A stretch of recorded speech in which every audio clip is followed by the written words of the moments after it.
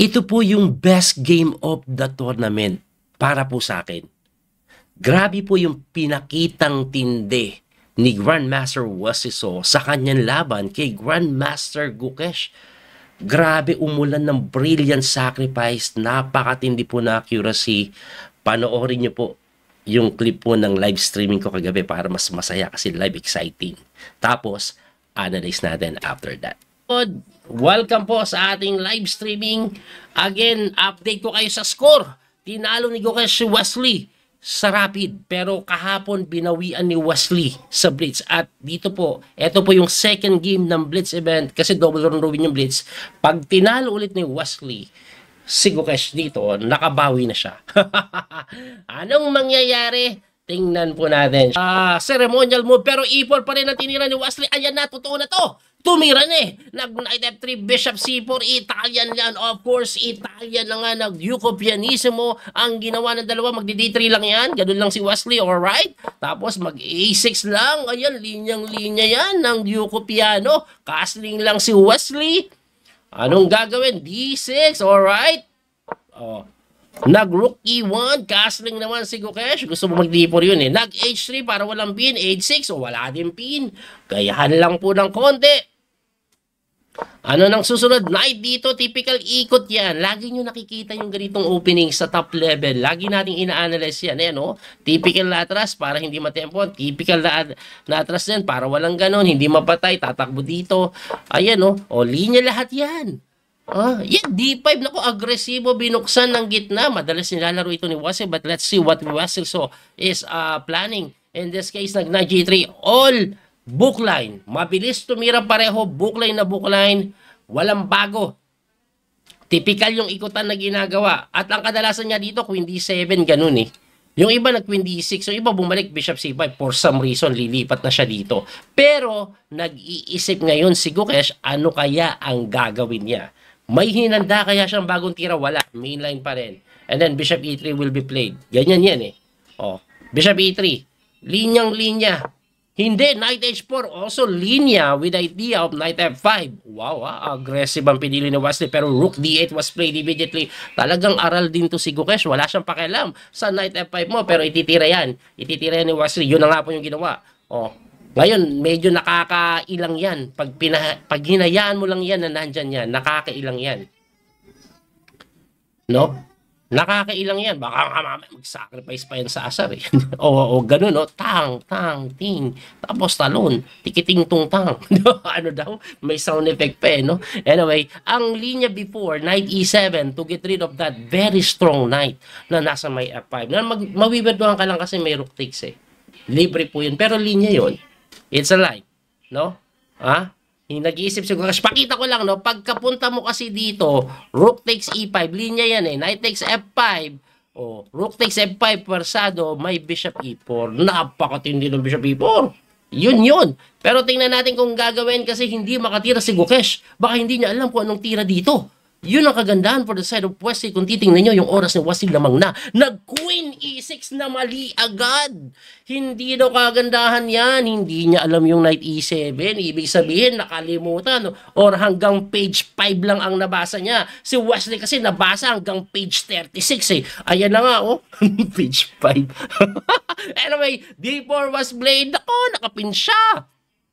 Is slightly better, or should I say clearly better for the side of Wesley So na daw ito, guys. Clearly better for the side of Wesley So kasi hindi ginawa ni Gukesh yung linyang Knight E7. Pagdating sa oras lamang ng 1 minuto, mga sir, nabibigyan ng pressure ito eh. Di ba? Nabibigyan ng pressure. Ang matindi dyan, ano mang sunod ni Wesley? Bakit lamang to? Kasi kahit pa paano, dependent naman. Hindi naman basta makain kasi may capture doon. Discovery sa Queen eh. Hindi ko sure bakit eh. Bakit lamang ito na sinasabi o itinituring? Tingin ko po sa kadahilanan yung knight hindi na po mapagalaw. Hindi po matulakan yan, libre yun. Hindi na magawa yung knight doon kasi may rook takes, healing the queen. Kaya nga bumalik na lang. Ayun na. At eto na. Wesley So, gagawin na ba yung sinasabi kong sacrifice lang doon? Bombahin mo na ng gusto boy. Ang gigigil ako eh. Ikigil mo ko eh. Gigil mo ko eh. Magsasacrifice ba? Tingnan po natin ha. Tingnan natin. Sabi kasi ng engine, mag-sacrifice na daw eh. Oh. Sabi ng engine, pwede nga daw dito eh. Pang, ping, pung, papapung. Papapung. Grabe yung papapung eh, no? Tingnan natin kung gagawin ni Wesley. Nag-iisip si Wesley. I think he's trying to figure out kung pwede siya mag-sacrifice. Kasi grabe ka-passive yung pinawalan ni Gukesh na yon. Yung mga tirada niya na yon, medyo mali talaga. Pabalik-balik yung Reyna. Kumbaga, plus 2 extra move ang natanggap ni Wesley. Nag-iisip si Wesley. Nag-iisip si Wesley. Medyo mahirap makita yun yung sacrifice. Pero tingin ko magsasacrifice yan. Namimili lang yan kung ano diyan eh. Namimili lang yan. Kilala ko yun si Wes. Pinagpipilian niya lang kung ano diyan. Pero magsasacrifice yan. Oh, ipipikit ko yung mata ko ha. Tatakpak ko yung mata ko. I-sacrifice mo na. Wag mo na kami pakabain. Mag-sacrifice ka na. Sige na. Ibigay mo na! Ayokong tumingin eh. Kaya tinatakbo ko yung mata ko. Hindi ako titingin. Nag-sacrifice! O, diba? Ang grabe! Dalawang sunod na brilliant sacrifice yung pinawalan. Like Grandmaster Wesley Sodon, talagang pinapaluwa niya yung hari. Go out, baby! Go out, go out, go out! Pinapalabas yung hari. Ano bang mangyayari pag tinex Queen C1 idea and then check doon aray ko po Knight F5 mamatihin sa G7 walang solusyon. Wesley So what an amazing sacrifice ang pinawalan. Shoutout kay Brad Badrodin Balindong sa Star. Grabe naman yun. Huh? Grabe ka Wes. Pinaulanan mo naman ang sacrifice. Grabe naman, dalawang brilliant sacrifice agad ang pinawalan. Ay hanip. Grabe, double brilliant mga sir. At hindi makatira ngayon. Ito pong si Gukesh. Kasi hindi siya makatira eh. Kasi hindi ko alam sa bakit eh. Hindi lang siya makatira kasi grabe sinacrificean siya eh. Ang pinaka-best move na lang daw niya, Knight doon. Pero titirahan ka ng Knight H5 na patalon ng Yoka Bebe. Shoutout kay Ronnie. Salamat sa Star. Grabe yun. Let's go Wesley. Magandang panimula yan. Pag ito na-convert niya talaga ng tuluyan sa panalo, this is it, pansit. Alam niyo ba yung accuracy ni Wesley? 99.4% accuracy. Mala engine yung tira. Grabe, ganito yung kailangan. Ganito yung kailangan natin na makita lagi kay Wesley, no? Yung mga tiradang ganito, yung mga galawang ganito. Kasi pag ganito yung tirada niya, aba, kahit si Magnus may kakalagyan. Napaka-accurate eh. Engine kung tumiri. Talaga may kakalagyan ka. At 1 minute na lang po si Gukesh. 2 minuto may kita kalamangan ni Wesley sa ngayon. Hindi pa rin makatira si Gukesh mga sir. Hindi pa rin makatira. Tumakbo na lang po sa H8 and then I think Bishop G5 will be played para pag gumalaw yung kabayo, checking ka dito, mati ka doon. Eh kaso didepensahan yan. Pero pwede pa rin atang kainin tapos check na ganun. So iisipin ni Wesley kung anong best move. I'm pretty sure Bishop dito ang gagawin yan. I'm pretty sure. Oh, hindi pa. Kilala ko si Wes, replay lang to, napanood ko na to eh. Dumipensa ka pa. Dumipensa ka pala, pero pagka Knight H5, what to do? What to do when it comes to you? Baka Bishop F5 muna maganda, no? Para sipain mo na gusto yung Reyna. Go away. Go away, no? Pero pwede din kasi to. Eto kasi, ang ginagawa is pinipressure to. Kasi pag kinapture mo nga na ganun yan, mati na yan. May Queen H7 immediately dahil ang lalakas ng Bishop. Pero Wesley was thinking ngayon, 1 minute na lang po si Gukesh, 2 minutes may pa si Wesley. Anong gagawin ni Wesley? Ako Bishop F5 kung ako titira. Para lumayo lang muna siya. Bishop F5 nga yung ginawa ko. Pareho kami ng utak, sabay Knight H5. Pareho lang kami ng isip ni Wes. No? Yan din talaga gagawin ko. I'll make sure the Queen is lumayo-layo ng konti. At may konting development tayo. And ayan na nga, anong gagawin? Tingnan natin kung anong gagawin dito ni Gukesh. Kailangan umatras yan. Hindi ko lang alam kung saan. No? Pero definitely aatras yan. Aatras. Aatras yan. Alam niyo ba may nakikita ko magandang tira? Pag umatras dito, balik ka. Tapos pag bumalik, Rook E4. Pusang galing. Pag nakita ni Wesley yun, engine move yun eh. Hindi ko nakita yun Nakita ko na sinasuggest ng engine. Hindi ko naisip what I'm trying to say. Shoutout kay Carl. Salamat po sa star. Ayun, umatras doon. De, kinain lang. Tapos, uy, pusang galay. Di pa nga ginanon eh. Oh, anong gagawin mo ngayon? Oh, Queen H4. Oh, ngisay-ngisay na. Ang dami nang nakabinbin. Queen H4 na nga yung pinawalan. Must move the king. Knight check. Ang sabi nga ng engine, Rook E3, ganito daw mas maganda eh. Kasi baka mamati bigla, kinakabahan ako eh. Baka malingat eh. Pero Rook E3 or even Knight F6 is already winning. I don't know kung ano pang gagawin dyan, pero Rook E3 daw is really looking good for the side of Wesley. Kasi talagang yung Queen is na, ayan na, pusang nga lang accurate ni Wesley. Nakakainis. Para nagdadaya lang engine yung mga tira. Nakakainisin. Oh, ayan na, Rook G3. Rook G3. Ah, mas madali pala Knight F6 guys. Tapos ubos yung pyesa. Pero pwede din to eh. Pero mas maganda na Knight F6 eh. Pero pwede din to. Ayan, Knight dyan. Ngisay-ngisay lang. Ngisay-ngisay lang. Ngisay-ngisay lang tayo. Ubos-ubos pyesa. Bishop H6, matihin mo na. Ay, mamatiin ka na, sir. Okay, nain na lang eh. Pero pwede din. Ang daming panalo eh. Ayoko na. Maghihintay na lang ako mag-resign. Hindi na ako mag-analyze. Pakigising ako pag nag-resign. Uy, nag-resign! Oh, grabe naman. Kung nag-resign, hindi pa ako nakaka-idlip kahit 3 seconds man lang. Grabe yung ginawa ni West, promise. Bakit nag-resign? Yan ang tanong ng karamihan. Kasi sa parte po na ito, ang susunod na tira na po is Bishop F6, tapos mati ka doon. Ayun. So, let's say, kainin man yung kabayo, Bishop F6, o umilalim ka, check dito, haharangan, mati. Wala pong solusyon na eh. Kaya nag-resign na lang. Anyway, analyze po natin ito mula simula. Simulan po natin sa opening. Kasi ang opening nila is typical po na Italian game. Yung Yuko Pianissimo. Ayan. Typical po lahat yan. Kaya ang bilis sila pareho tumire. Laging nangyayari yan eh. Ayan. In-explain ko na konti yan during the game. Ayan. Iwas spin lang, iwas spin din, knight develop, rook e8, knight f8, tapos umatras lang, iwas yun sa tempo ng b4. Wasiso naman, umatras lang din, iwas po siya doon dahil baka mapatay po yung kanyang bishop. Ngayon, pagka-atras, bishop hinamon, umatras ulit. May mga tema yan, gaganon eh. Ang ginawa tuloy, inunahan, d5 na. At pagka d5, capture, bishop takes, and then nag-knight to g3. So lahat po ito ay linya pa rin. At ang kadalasan niyang ginagawa, Queen D7, yung ginawa po ni Gukesh na sinagot ng Knight H4 ni Wesley going to F5, tapos nag-Rook to D7, mabilis pa rin silang tumira. Medyo magtataka ka lang dito ng konti kasi pagkatira po ni Wesley lang Knight H to F5, which is line, hindi tinira ni Gukesh yung common move dito, which is Knight E7. Akala ko prepared si Gukesh eh. Ang Knight E7 po kasi medyo mawiwirduhan ka dyan, binibigay po yung pawn sa E5, pero sabi dito, linya yan eh, takes, at pagka takes persado, kainin ng tore, hindi pwede mag-in-between doon kasi malilibre na yun, may bantay eh. Kaya persadong kainin yan, and then Bishop E4, ito po yung linya before. Pero hindi ginawa ni Gukesh eh. Kasi ang Bishop E4, hindi makain ito dahil libre yon. Ngayon, pag ang ginawa mo, tinakes mo yan, edi may capture dito, takes, capture, at mabibilita kang umangat. Ngayon, may bawi na dito, nakapin pa yung bishop, medyo lamang po talaga ang puti dyan. Ibalik natin doon, no? Ngayon, hindi nga ginawa yon.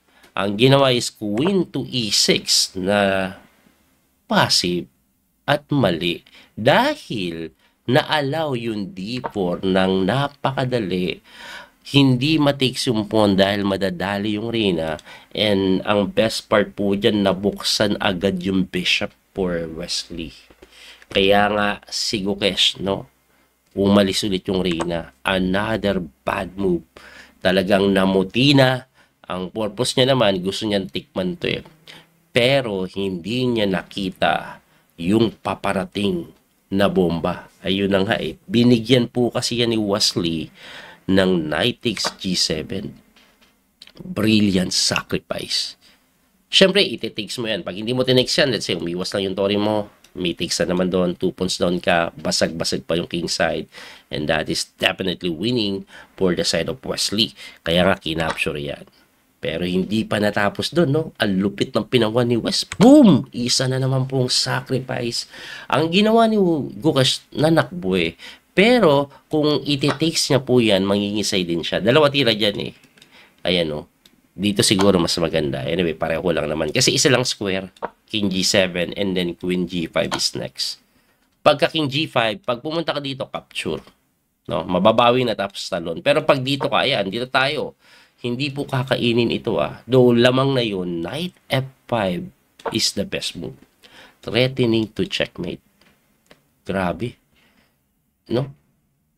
Baka ibigay mo na lang reyna mo. Anyway, yan po ang mangyayari. Kaya nga tumakbo doon si Gukesh na sinagot ng Bishop G5. Yung kabayo po na hindi makatalon yan Once gagalaw, mati agad Kaya dinipensahan, inatake, tumakbo doon, and then knight lang po doon na hindi na naman makapture kasi mamatihin ka na ganun. Diba? Kaya ang ginawa, nag-knight sa 8-7, tinikman, takes, and then ang ganda ng ginawa ni West no? Knight G4 or Queen G4. Queen G4 lang. Akala ko talaga check lang Pero ang ganda kasi ng tema ng Queen G4 ni West. Ayaw niyang patawirin yung king. Let's say for example, iiwas natin yung tore. O iwas natin. Saka siya magna Knight F6. So tatakbo ka, 'di ba? Tatawid ka sa kabila, Bishop H4. O tatakbo na. Nakakatakbo ba? Hindi. Knight H7, mate. Hindi makatakbo. Balik tayo doon. Kaya napakaganda nito. At napilitan niya mag-Queen G6. Ayan. Para tatakbo siya nang walang discovery yung Bishop check. Tatakbong ganun. Di ba? Ang ginawa naman ni Wesley, Queen lang sa H4. Another discovery knight move. At wala na pong magawa dito Ang pinaka-best na nga lang, no? Kasi ang ginawa po dyan is tumakbo yung king, no? Ang pinaka-best na nga lang daw po is rook dito nasasagutin ng knight f4, queenless. Diba? Paano queenless, coach? Tatakbo lang dito. Knight takes g6 lang. Pagka takes mo dito, takes ulit. Quality up na, lamang pa ng 20. Diba? Wala, ubos-ubos na yan. Anyway, ang ginawa na nga lang is nag king g8 na sinagot ng napakagandang engine move, rook leap. Ayan kitang-kita nyo, engine move gumanon. Ayan Tapos, kinapture, gumanon, nag-rook e4, sinimplihan na lang ng knight f6 check, umangat, kinapture, at naparisay na. Alam niyo po ba, early in the game, after rook e3, ayan, ang accuracy po dito ni Wesley is 99.4% accuracy. Bumaba na lang yung accuracy niya pagka takes. Kasi, dito po, rook g3 is winning completely. Pero, for some reason, ang sinasabi po ng engine, number 1 ito, is knight f6. Hindi sinunod ni West yan. Kasi pagka king g7, knight takes e8. Ayan, hindi mo makapture na ganon, rook takes e8. Tapos, mati dito.